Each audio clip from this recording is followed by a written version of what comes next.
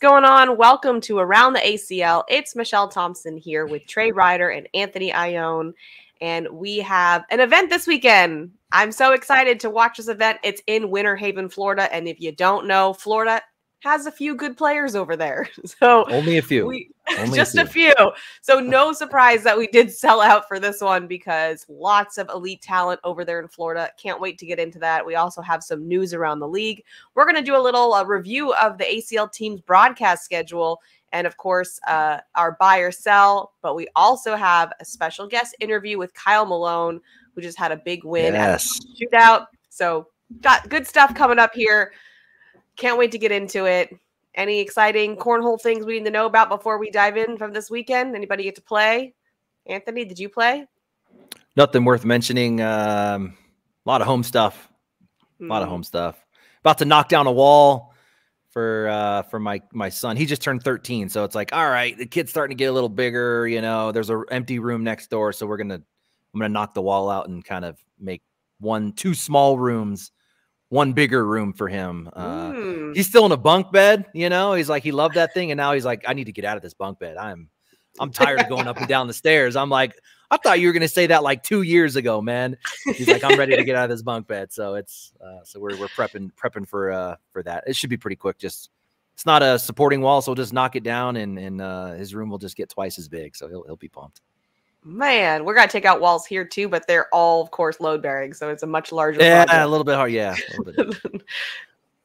Trey, any exciting news? Nothing. I did something for the first time I haven't done in like almost a year. It was like 8 months. I fired up a video game console this weekend. The new Harry Potter game came out. I played that. I've been hearing a lot about that. Yeah. Yeah. It's amazing how much the cornhole community. As soon as I said that, like I got so many people reaching out like, what are you doing this? How are you doing this? I was like, I didn't realize how many gamers the cornhole community had. So there's a lot. There's a lot of gamers. Now I was also maybe prepping for the release of this ACL. Oh, okay. So I did play again, but I did. I just shot myself in the foot because now I'm gonna get 25 more messages about the release date. Now I don't mean to brag or anything, but I was pretty good at the Harry Potter game for my GameCube back in the day. I did beat it. Just gonna put that out there. Yeah, crazy gamer over here. Yeah, the only gaming I mess with is because I have this.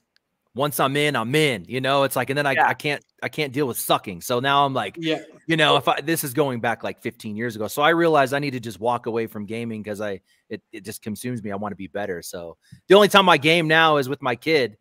And he's like, Dad, do you want to play Fortnite? And I'm like, I'm so terrible at that game. But I'm like, yeah, I do want to play Fortnite. You know, it's fun just to kind of to do that with him. And then I found myself just sucking so bad every once in a while. I'd be like, all right, I'm going to get in and practice my builds real quick. So he'll be impressed next time we play. And then I'm just so terrible. It doesn't get any better. I'm like, I'm done playing this. I'm just going to suck. We do a lot of Mario Party over here. Yeah, I stay away from the FPS, like the Call of Duty, Fortnite. I stay away from all those because you have to grind. It's like cornhole. You have to grind at those games nonstop if you want to be any way decent. And I just no doubt. Yeah, I can get down with Mario Kart. Yeah, I do love some Mario Kart though. I do love some Mario Kart. Actually, one time I'm like, bro, I suck. I was like, hey, Sarah Cassidy's really good at this game. Let me see if she's on. So we hit up Sarah and she's like, yeah, I'll jump on. So he played with Sarah in a match real quick and she's awesome. She's awesome at that game. So he was like, oh, she's much better than you. I was like, yes, she is, man. That's why I called in reinforcements, man. Yeah, that's what you got to do. Phone a friend. Yeah, phone a friend when you need to. Doubt. It's fine. All right, let's get into our open coming up this weekend in Winter Haven, Florida. Like I mentioned before, we are sold out in doubles, singles as well, Trey? We are sold out in both singles and doubles. Yes. Yeah, singles and doubles. All right. Who are you looking at, Trey? Oh man, this is it's a tough field. It is a stacked field. When I looked at this, I just kept. I'm like going through the list. You go through that. We're reading through the registration list. You're like, like you just keep hitting name after name after name. I mean, I think for a lot of reasons, all eyes will be on players from the state of Florida, just because they're in their home territory. It's one of the toughest places to play in the country. they've had a lot of success recently. You know, we talk about Alex Rawls. You guys know we've been talking about him. I've been talking about him being a top 5 player in the world, maybe a number 1 player in the world in my mind right now.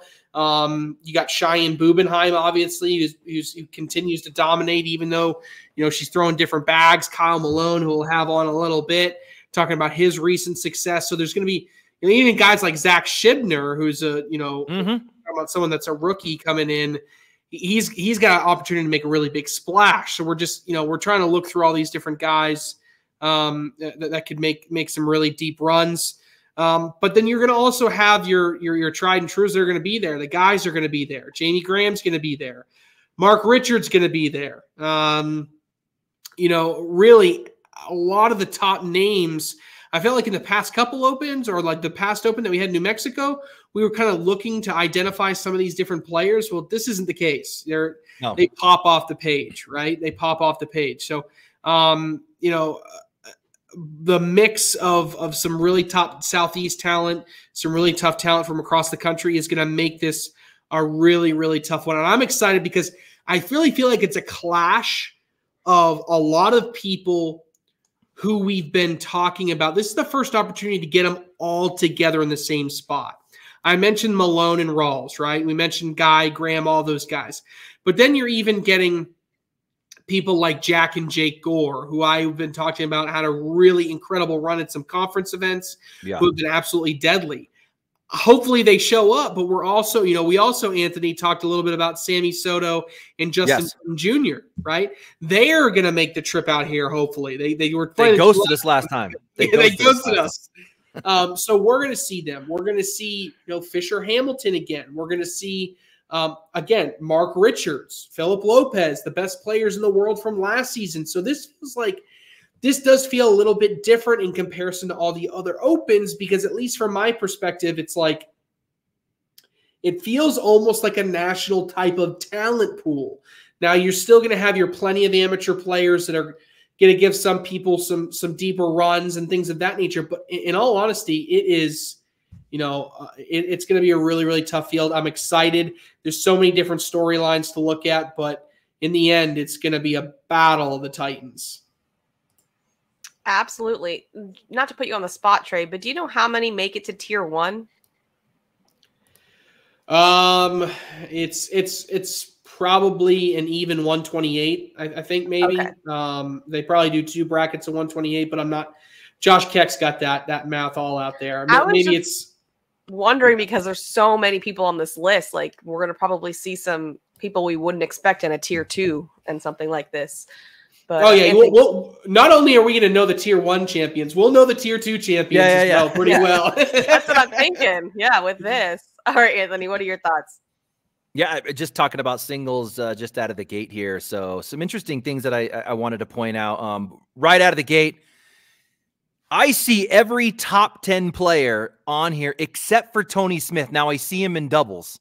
So you said, Trey, it sold out. Maybe Tony Smith didn't make the registration cut. Might not have, yeah. We'll just kind of take him out. Otherwise, we have every top 10 player in the league. That's Mark Richards, Alex Rawls, Matt Guy, Graham, Halbert, Holland, Almanza, Harbaugh, Davis. All of them in the field in this one. And I thought this was interesting too. If we go back last year, and we've completed 7 open events, right? Let's look to last year's 7 open events. Every winner was different. We never had a repeat. Guy, Smith, Almanza, Hicks, Renner, now Bubenheim, Rawls, and Richards. 7 different winners, 7 opens. If we look to this year, the same thing. And none of them repeated last year. You got Graham, Allen, Ryan, Windsor, Rawls, Hamilton, Getty. So it was last year at open number 8 where we had our first repeat winner. Matt Guy won number 1. He won number 8. So if history repeats itself, do we get a repeat winner here at open number 8? But I thought that was pretty interesting that we just keep seeing different people show up in the championship and winning this thing. I thought that one was pretty unique. I have kind of a cluster of due for a big win. I feel like Noah Wooten is due for a big singles win. It's about time. It's been a while at a national level, right? Alex Hicks had already had one at this point last year. He ended up with 3 by the end of the season. Where's Alex Hicks? I feel like he's due for a big win. Birchfield, Lopez, who we always connect him to Richards and doubles. I think this guy is due for a big singles win. Keep an eye on him. Jordan Power, I mean, he kind of was like this big hot thing at the beginning of last season. Don't know what happened, but I feel like Jordan Power, if he's the Jordan Power we were talking about at the beginning of last season, he's due for a big win. Both Gore kids, Jackson seems to be outplaying Jake at this point. Now he is coming off of an injury. Got attacked by a dog or something. But anyways, he's been out of commission for a week. He's coming back. Interesting to see. I feel like he's due for a big singles win. Of course, we got to throw in Kyle Malone. Now he just had the shootout win. But like in this format at a national level, no surprise if Malone comes out. And then the same thing with Justin Burton Jr. I feel like all those guys are due for a big singles win. I have a couple where it's like, where are you at? Cody Henderson, where are you at in singles? Adam Hissner, Leston Allen. Do you remember when Leston Allen was like the new hot shit like 2 years ago, Trey? And he was putting up insane numbers. Where's Leston Allen? And he still puts up great numbers. I just want to see these three guys. You know, where are you at? I feel like they could come in and win it, and it wouldn't be a surprise. It would be like, okay, there they are. It was about time. And then the making moves list. I kind of threw a category of like making moves, and that list is pretty long. We keep talking about Jeremy Frazier, Trey. Could he come out and do something here like Getty did, right? Hunter Thorne came out really hot at the beginning of the season in both singles and doubles at the beginning of the open season. Logan Chamberlain is making moves. Purser, we talked about Sammy Soto at the last one. He's making moves. Jeremiah Hector, Alan Rawls, and Kingsbury, both out of Florida making moves. Could they come in here and actually surprise us all with an open win? And then Morellis, for me, is making moves, as well as Timmy Jonas. We haven't really been talking about Timmy Jonas, but I've been paying quite a bit of attention to this guy. This dude is grinding, and his game is getting better and better. And my last one, Meesh, in singles, I feel like all these guys should be in deep runs. We've been talking about how good they are. I expect deep runs in a really competitive field like this. You got Poitras, Trzynski, Schermerhorn, Ryan, continue your deep runs. Hamilton, Zockline, James Baldwin, come on, Modlin, Kamba, Brett Guy, and then I would like to see someone like an Adrian Johnson. We see him so much all the time, always making great shots, right? You always look good when you come back and do highlight cuts. You know, you look like the best thing on the planet, but I'm seeing some of his numbers, seeing some of his stats. I mean, let's go. Where's Adrian Johnson in a deep run finally in a national broadcast? I'd like to see that from him. That would be awesome. Like you can't help but cheer for the guy. he's so easy to root for. I was asking Trey before, have we seen Bella and Kingfisher play together yet as a doubles?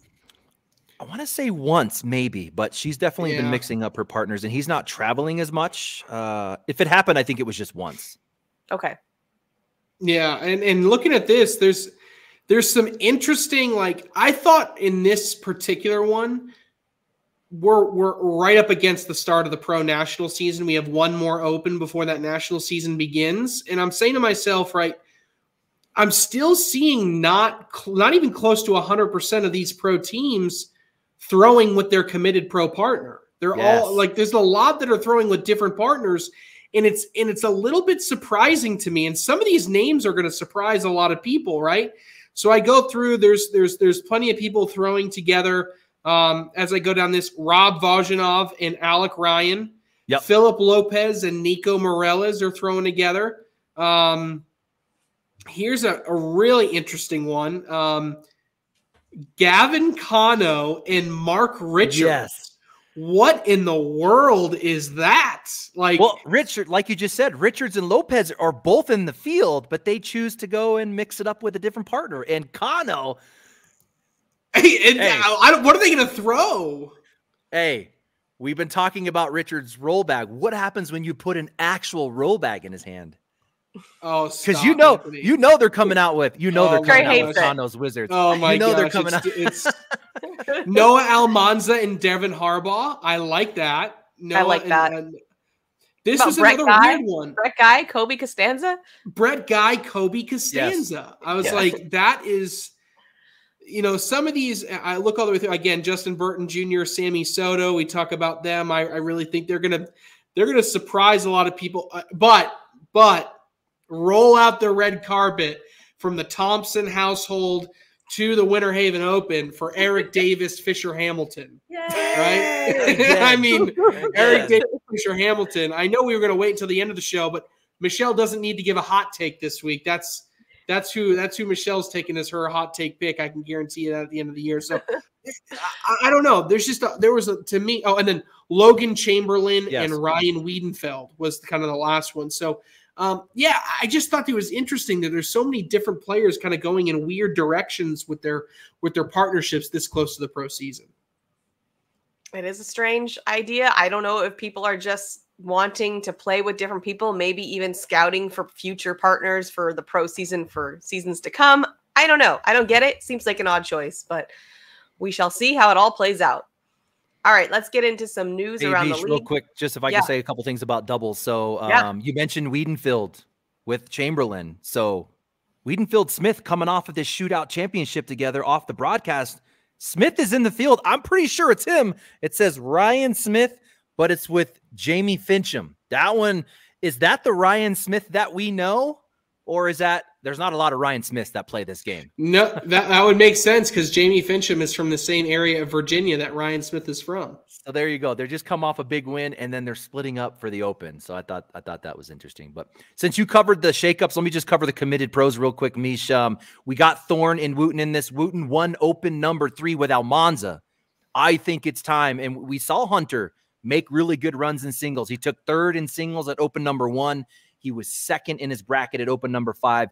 They could be one of those really tough doubles teams that not everybody is talking about. Trzynski and Smith, they've had some success so far this season. They've got a 4th place and a 5th place, Open 4, Open 5. They could come out and win this thing. Schermerhorn and Niestead also have had a couple good turnouts, Open number 2 and 5. Kyle Malone is hot. It's kind of crazy to say it, but remember how hot Jimmy Humans was at the beginning of last season? Can Kyle Malone carry Jimmy to a doubles tournament win? I know it's crazy to say, but hey, that's the reality of where we're at. It was funny because we come off of last season. Jimmy Humans was kind of the hot shit, and he was looking for his new partner, and it was like, ooh, who's going to be lucky to partner up with Jimmy Humans? Kyle Malone coming in. I kind of feel like Jimmy Humans is lucky to have Kyle Malone. Am I talking crazy here, Trey? Am I talking crazy? But if you ask Jimmy, he'd say the same thing. He probably would. He probably would. That's my guy. He would agree. He would agree. And then just to wrap it up, Meesh, obviously Matt Guy and Jamie Graham haven't won one yet. They have 3 Opens together, 3 good finishes. Is it time they finally get the win? And then Hisner Henderson, again, on the doubles. We don't get Cody out very often. He doesn't show up on the registration list often, so we're going to get him this week with Hisner. I'd love to see a good run and maybe just say, hey, we're back on the map in this game. Absolutely. All right, going into news around the league, we had 2 events this past weekend. We had the Mid-South Conference event. In singles, Matt Guy took the win. In doubles, Matt and Brett Guy took the win. We also had the South Dakota State Championship. For doubles, Ruben Martinez and Lonnie Williams took the win. And for singles, Matt Ryan. So congrats to all those guys. Anything you want to add in? Did you guys get to catch any of this or follow it at all? I didn't get to watch any of it, but I saw some stat readouts and some things that from Matt Guy, and it's like, to an extent, sometimes we overlook him, and sometimes we it feels like some years we're like, this guy's never going to lose anything, and then other years we kind of completely forget about him. But sometimes I'm just in awe about the number of bags that Matt Guy can put in the hole in some of these events. I mean, it's absolutely outrageous. Yes, there are other players that are going to execute at a higher strategy. Yes, there are players that are going to beat Matt Guy this season, and he's going to have multiple losses in the loss column this year. But man, does a guy put bags in the hole. Now, I haven't thrown the bag yet, but he did throw a different bag this weekend than he has ever thrown before, and I don't know if that's going to be a permanent bag change. He's throwing the Fire Cornhole Flame. Flame, yeah. I don't know anything about it yet. The Flame. Yeah, I don't know anything about it, so I'm not here. Maybe he's throwing carpet with Cheyenne now. Is that what the Flame is? Is it carpet? No, come on. I don't know. Like, what? I'm just saying. You're just I don't know anything about it. Yeah, poking at Cheyenne more. I get it. I think you're on point there, Trey. I mean, how can you argue that anybody throws more bags in the hole than Matt Guy? He is the king of running bags. We know how to beat Matt Guy, and it is not trying to run bags with him. So clearly he is the best at that. I did get a little peek at some of the bracket, just kind of going back and forth with Derek King on some stuff, and Derek King looking nice. I know we talk a lot about where is Derek King, and, you know, he succeeds in doubles, but he is working on 100% working on the mental side of the game for him. The guy can throw at an elite level. He's just trying to get the mental side at an elite level. And he's putting himself in more blind draws. He's putting himself in more local events to work through that. And he was putting up some really good stats looking through some of those brackets. So I just wanted to mention that. In one game, I think it was against, I think it was big time Bob Vaunch. He threw like a 10-8 over like 20 rounds or something like that. Derek King. So, wow. I'd love to see him, you know, comeback story, really come back as a threat in this league in both singles and doubles. So, okay. All right, let's go into the ACL Teams broadcast schedule review. We've got our first broadcast coming up in Texas at the kickoff battle. The first broadcast will be the Aviators versus the Bully Baggers, and the second broadcast will be the Mays versus the Coasters. What are your thoughts, Trey? Yeah. So I think it was a good opportunity for us to just kind of talk through some of these big teams matchups that are going to happen throughout the year. Because this year, unlike teams, there's going to be plenty of streaming going on with teams throughout the year. But I think it's really cool. There's going to be 8 broadcasts throughout the regular season highlighting these different teams' games, right? These teams are going to go head to head for a chance. We have playoffs this year. You gotta be the top 8 to make the playoffs. If you're not top 8, you don't make the playoffs. Final bracket. The 2 semifinals will be in the playoffs. Will be, the division championships will be on CBS Sports Network, and then the finals on CBS and CBS Sports Network as well. So it's going to be an exciting season to teams. We obviously have the draft, but yeah, first kickoff battle in Texas. My eyes immediately get drawn to the fact that the Bully Baggers are going to be able to play a home game. Right. I mean, that's kind of one of the cool parts that I think is that you're going to have the Ohio Aviators playing in Corpus Christi against the Texas Bully Baggers. So I'm really excited and almost want to challenge the Texas crowd. They always talk about how great of a Texas crowd that they bring. Well, this is an opportunity to bring that Texas crowd onto an ESPN onto a CBS court. So it's going to be big. So Aviators, interested to see. We had that big trade coming out. If you can believe it, people forget that Jeremy Schermerhorn was traded for Carson Getty and Gabe Dolan. So you got an open winner if you're the Ohio Aviators. Yeah, paired alongside Trey Birchfield, Noah Almanza. That team is shaping up to be a really strong one. But they're going up against a really, really deep Texas team. I mean, they are rooted in Texas. They got great chemistry. They're going to be fun to watch. Eddie Grindersleeve, Caleb Batson, AJ Sims, Deborah Odom, Dylan Turpin. I mean, a lot of these top players on this Texas team from the state of Texas. So, excited to watch that one. The other one is the Mays and the Coasters. I think it's going to be an interesting one because it's really going to show us out of the gate immediately how does this team – how do these two teams fare? Because the Mays were my lowest graded team as far as a team composition goes. The Coasters were one of my highest pre-Berkeley pair Jordan Kamba trade. So, but in my mind, it's really one of the top teams for my early draft grades going against one of my lowest draft grades. So I want to see if there's going to be that big differential in what we're expecting. So I think the kickoff battle is certainly going to bring some energy, and I'm excited for it to see a home game for Texas.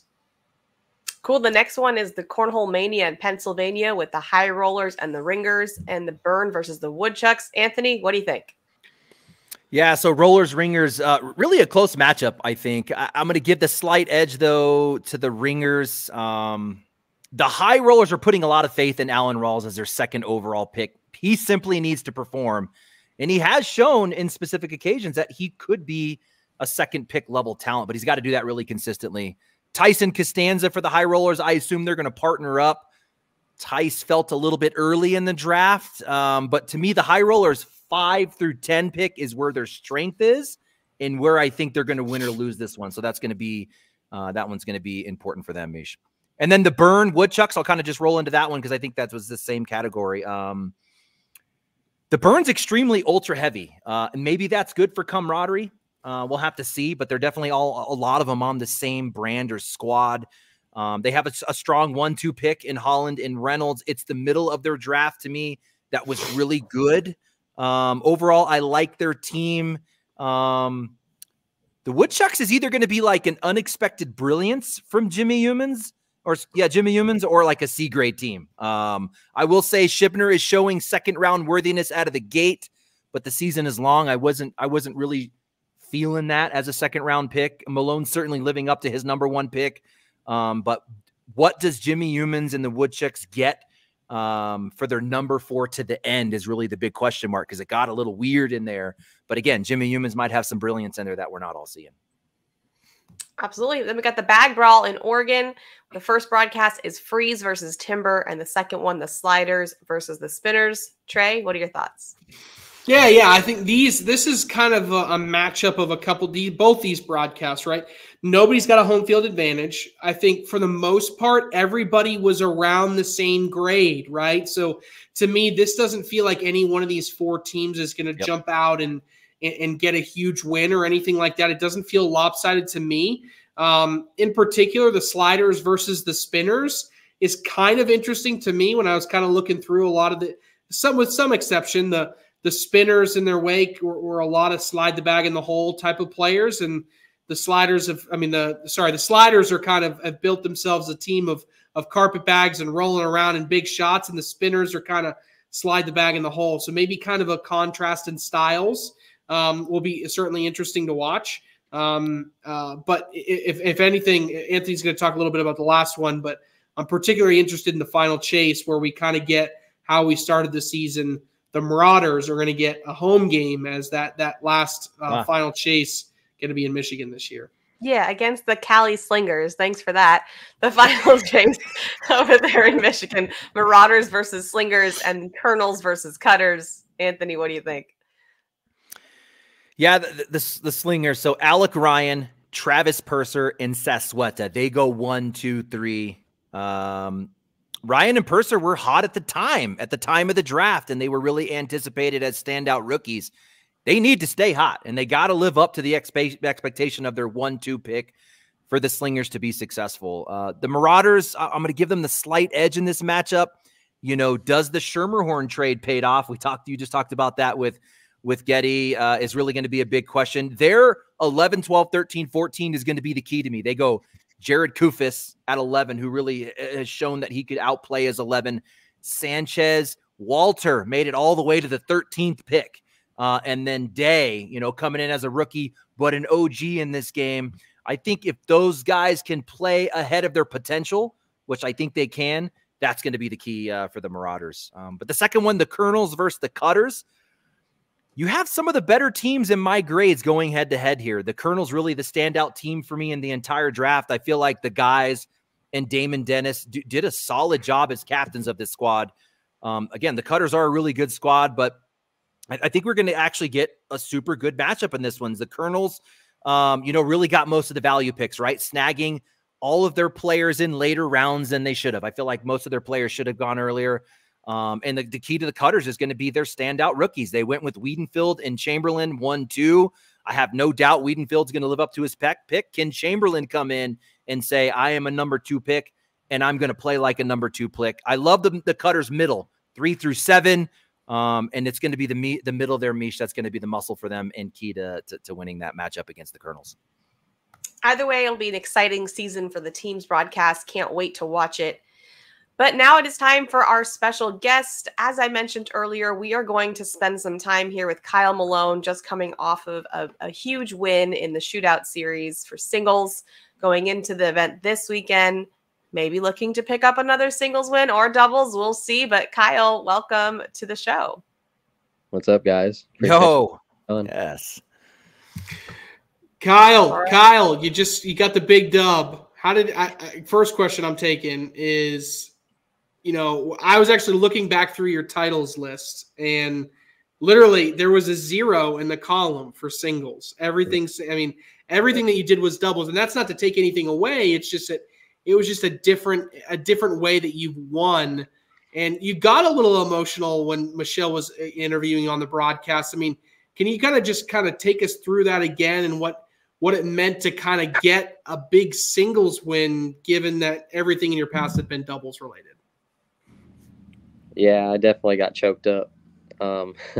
It was man, for starters, y'all put on a great show this past weekend. Thank you. I had a great time. But yeah, the singles win felt great. I'm right where I wanted to be to start this year. Be more than just a doubles player, like you said, the best all-around player I can be, and I think I'm off to a good start. Yes, off to a good start, definitely. Hey, I got a question for you. So let me just kind of run through my perception of Kyle Malone as I came into this game, and then where you're at now. I'm just trying to understand kind of your journey. So if we go back to 2018, 2019, let's go back 4 years when I came into this. You were clearly a legit player, someone who I felt was just always right outside. And I want to say you know, if you look at the 3 years before your suspension, it was you've always finished 20 to 30, 20, 21, something like that. But then you fast forward to today, coming off of the suspension, something's different. I mean, you're not a 20 to 30 guy anymore. You're now being talked about as a guy who could be one of the better players in this game, period. So what happened between if we go back 3-4 years ago to today, what's different for you that is really maybe the result of all of your success right now? I think that suspension was the best thing that ever happened to me. Okay. Just something mental or got you focused? Yeah. I realized I had to do better. I had to be a better person, be a better player, be a better representation of the game, because there are people that do look up to me. And it was a big eye-opener. I basically told myself, man, you got to do better. You got to not just a better person either, a better player, because you're not getting the credit that you feel like you deserve. You got to work harder, right? Yeah, that's what I've been doing. You know, practicing 3 days a week, playing 2 nights a week, doing it the Monday to Friday thing, treating it like a job, doing my pressure washing on the side. You know, I feel good. That's all I can say. So there's just a new focus and a more of a grind going on than what was going pre-suspension. I think it's more of a confidence level. Okay. I wasn't ever confident. I was always in my head, man, you're stuck at that second in your bracket. You can't win a bracket. You're never going to win a bracket. It's just a curse. And, you know, I put my head down, went to work in the off season, the start of the year, and it paid off. There you go. Now, you threw those pink bags on the broadcast. They were not your bags. So how was it going back saying, these bags were the winners? How did that – it was a teenager, right, who had those bags? Yeah, his name's Riley. He's from Winter Haven, up the road. He'll probably be there this weekend, I'm sure. So you'll probably see those bags around somewhere.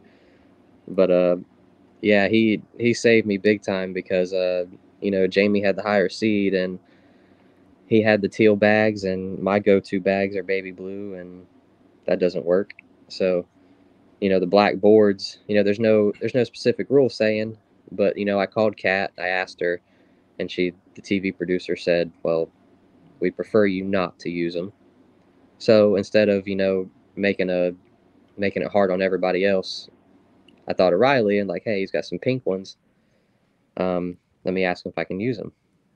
And I grabbed them, and the whole plane ride over to Arizona, I was thinking in my head, man, there's no rule you can't use black bags. Why wouldn't you just use them? You've already won a conference this year with them. Why wouldn't you just keep using them? At that point, I realized, well, maybe I was just meant to throw them. And then I won. So. And you gave them back. I did. Hey, you got to be like, hey, Riley, here's 5 sets. Let me just have this one set, because that's going on my wall, man. That's going on the wall. He's got a care package on the way from Jeff Reynolds himself, too, for that. No. Yeah, there you go. That's awesome. There you go. So obviously, you know, big start to the year in singles, but, you know, playing with Jimmy this year, right? I mean, can you talk a little bit about just how that partnership came about and how you guys have developed some chemistry and put together what I think everybody on this call would say thinks is going to be a pretty successful team this year. Yeah. Yeah. I wanted to play with Jimmy last year, about Fort Worth, Texas time. We had talked about it a little bit. Then we ran Arizona, and we didn't do terrible. We didn't do great either. But we were comfortable playing with each other, and we decided that, the more we play together, the more it'll work out. And going into the year, I didn't think we were going to play together. He had other obligations, another path that he was pursuing. And I was coming off a suspension, like you said, so it was a little hard of a conversation, I guess you'd say. And then we talked to Jeff, and Jeff was open. He was great. He was understanding about my suspension, and I gave him my word that I'd be on my best behavior. So he took a shot on us, and we've been grinding it out, and we've been working better together on the court. We talk a lot off the court too, so that helps. We go over bag selection, pre-hand. Y'all know how Jimmy is. He's real analytical like I am, so yeah, we have some good conversations. Or is there something to this? Is it a coincidence? You come out with McClem, right out of the gate, new bag company, win a couple nationals, come out with a new bag company. We lost him. Oh, did we lose him? Oh, we lost him. I was gonna say that I'll answer this for him here. Anthony. Yeah, there's a trend, right? One thing, there's a trend. I was gonna say, look, he's won 2 out of the 4 kickoff battles. He's got to win. 2 of the last 4 kickoff battles he's won. So the pressure is on Jimmy. Jimmy's got to win this. Yep. He's got to help him win this first one because he's he doesn't have another option, right? Because he just has what Kyle Malone does. He wins doubles kickoff battles. That's all. That's all. With Kyle new Malone does. New partners, new bags. Start the season. I'm winning because he won. But was it Vegas? Yeah. So Vegas was last season. Was Vegas the season before as well for kickoff battle? No, he won. So Kyle won last year kickoff battle in Vegas. That was when he was throwing with Cody Johnson, throwing sure shot bags. And that was a brand new partnership and a brand new, setup. But in 2020, he was throwing kill shots for the first time. That was everybody was like, what's a kill shot? What's a kill shot? That was the first kill shot bag with a new partner in Dalton McClem, first event of the year. So, I said the same thing about sure shots, though. What's a sure shot? So it's he takes the unknown. Absolutely. Well, Reynolds is the opposite of unknown. Yeah. Reynolds is tried and true. Yeah. And Jimmy although in fairness, they may go, what's a Reynolds Hurricane? Before this weekend, I had never picked up a Reynolds Hurricane bag. But is that what they're going to throw? Because that's what he threw in singles. But is that what Jimmy throws? That's a good point. They should just. Too bad Jimmy can't.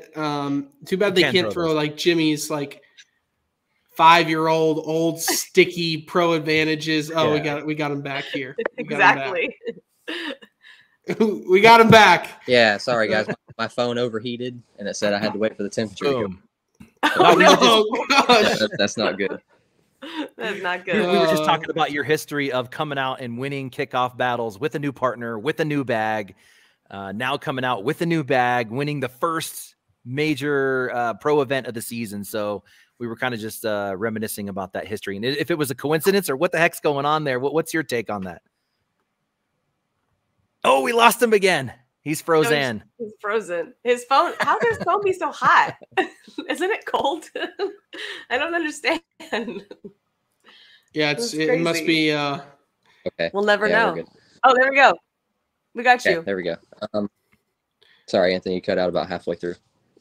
No worries. We were just talking about your history of winning with new partners and new bags, and what are your thoughts on that? Is that just a crazy coincidence, or is something going on there that you know about we don't?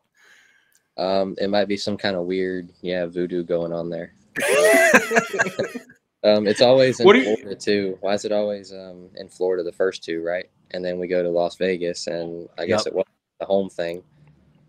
So yeah, that's true. That's true. That's a good point. Oh, I guess the last question kind of centered around that, Kyle. Bag selection. Are you guys going to throw hurricanes, or are you going to throw something different? What are you guys going to throw in doubles? I know Jimmy's got a couple sets that he got from Jeff. He was in Ohio a couple weeks ago, and that he was giving a toss around. So I don't know. I don't know if he's got those broken. We like to throw his Pro X's sometimes. Typhoons, hurricanes, who knows? Doesn't matter as long as they go in the hole. Yep. Yeah, like hurricanes, I haven't thrown them either. Is that a faster bag or slower bag? What's that bag like? So it's a combo between the Typhoon and the Pro Advantage. It's got a Typhoon sticky side, but it's got that nice controlled speed slick side that you can really get into. You don't have to worry about it flying off the back. Yep. That's nice. That'll work. Which could work for Jimmy because he throws super hard too. So I would be surprised if that didn't work. And that slick side is paired with a carpet bag, the Pro Advantage, like he used to throw. So it could be a good comforting thing for him too. Heck yeah. Yeah, there you go. All right. Any last minute questions before we wrap up with Kyle? I'm good. Appreciate it, Kyle, and go get it. Rolling, go baby. Get it this weekend. Keep rolling. Yeah, appreciate it, Conference guys. Kyle. Yes. Now open Kyle. Yeah. Kyle. Kyle and shootout Kyle. Now we need open. There we go. Open Kyle. Let's add it. Kyle later. Baby steps. All right, Kyle. Thanks so much for joining us, and good luck here this weekend. Yes, ma'am. Thank you, guys. See you, brother. And thanks, Trey Kyle. and Anthony, great job this past weekend. You too, Michelle. It was so much fun, and I really appreciate the opportunity. Awesome. Absolutely. Thank you, man. Kyle. All right, another easy person to root for, right? All right, let's go into buy or sell. I'm going to read you some lines here, and you let me know if you buy or sell. The first one being Winter Haven is the most stacked field for an open so far this season. Buy or sell? This is tough because I thought both Myrtle Beach and Virginia Beach had really, really tough fields. Yeah. So it's tough to go against that. I actually am going to sell it. I'm going to say that Virginia Beach at 384 is a little bit more, but this feels a little bit more concentrated with maybe top 15 to top 20 players. But overall, I'll say it's just misses it by a hair. I'll sell. Okay, Anthony. Yeah, I agree. There's no argument. It's stacked. Now, if it's more stacked is a different argument, but hey, it's going to be tough. Whoever wins out of this thing is going to be a player that could make and I'm expecting a pro to win, but hey, anything could happen. But that player, you win in that type of an audience, whether it was Myrtle, Virginia Beach, now Florida, you win in that audience, you're on radar. There's no doubt as someone that could make a run in the pro division. Absolutely. All right, next one. A Florida player defends home turf and wins open singles. Buy or sell? Yeah, so I'm going through this. So who do I get, right? If I buy it, I get Rawls, Malone, Hamilton, Bubenheim, other Rawls, Halbert, Streaker, Kamba. You can throw in a hot Kingsbury. So I will buy it, right?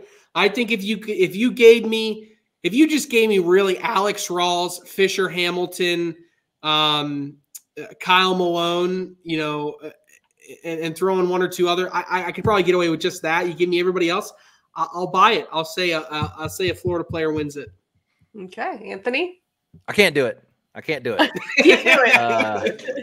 There's two of the top 10 players. There's still 8 other top 10s. Actually, looking at it real quick, the top 12 finishers from last season all in the field.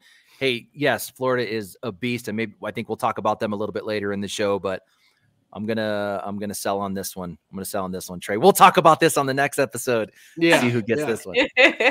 Cheyenne Bubenheim is a lock to win women's singles.